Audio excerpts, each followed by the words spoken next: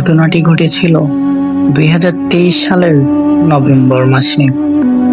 আমি তখন ঢাকার বাইরে একটি ছোট্ট শহরে ভাড়া বাসায় একা থাকতাম। চাকরির কারণে পরিবার থেকে দূরে থাকতে হতো। বাসাটা ছিল পুরনো, 2 তলা বাড়ি। নিচতলায় বাড়িওয়ালা বলেছিলেন আগের ভাড়াটিয়ারা বেশি দিন থাকতো না। কারণ জানতে চাইলে তিনি শুধু বলেছিলেন রাতে অদ্ভুত শব্দ হয়।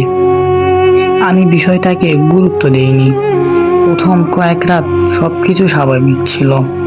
তারপর এক রাতে ঠিক রাত 3টার দিকে মনে হলো খাটের নিচ থেকে কেউ ধীরে ধীরে আঘাত করছে। আমি মোবাইলের ফ্ল্যাশ জ্বালালাম, শব্দ থেমে গেল। আমি খাটের নিচে তাকালাম, কিছুই নেই। নিজেকে বুঝিয়ে আবার ঘুমিয়ে পড়লাম। পরের রাতেও একই ঘটনা, কিন্তু এবার শব্দের সাথে ফিসফিস আওয়াজও শুনতে পেলাম। মনে হচ্ছিল কেউ খুব আস্তে আমার নাম ধরে ডাকছে, ইমরান। আমি ভয়ে কোনো উত্তর দিলাম না। সকালে খাট সরাতে গিয়ে দেখলাম মেঝেতে অদ্ভুত কিছু দাগ, যেন অনেক পুরনো নখের আঁচড়। এরপর থেকে প্রতি রাতেই শব্দ বাড়তে লাগলো। একদিন সাহস করে খাটের পাশে মোবাইল রেখে ভিডিও রেকর্ডিং চালু করলাম।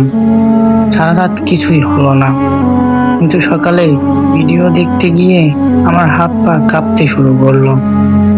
ভিডিওটির রাত 3টা 17 মিনিট। খাটের নিচের অন্ধকার দুটি জ্বলজ্বল চোখ দেখা গেল।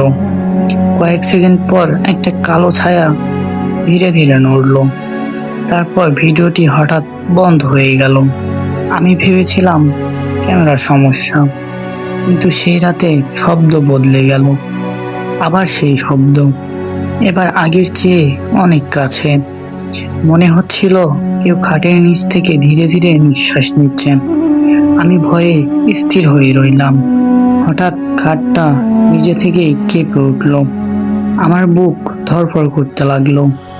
এরপর খাটের নিচ থেকে ভেসে এলো কর্কশ কণ্ঠ, নিচে তাকাও। আমি চোখ শক্ত করে বন্ধ করে রইলাম।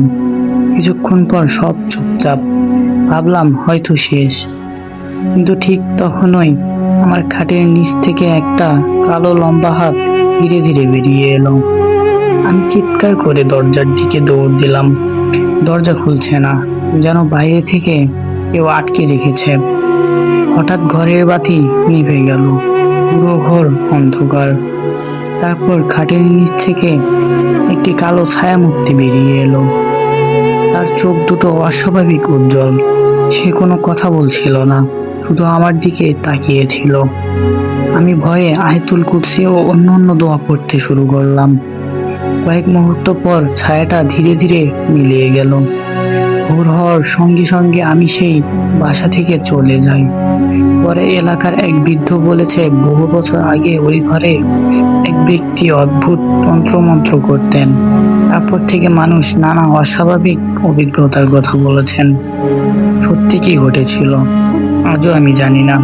তবে আজও যদি মাঝরাতে কোথাও খাটের নিচ থেকে ঠক ঠক শব্দ শুনি, আমি কখনোই নিচে তাকাই না।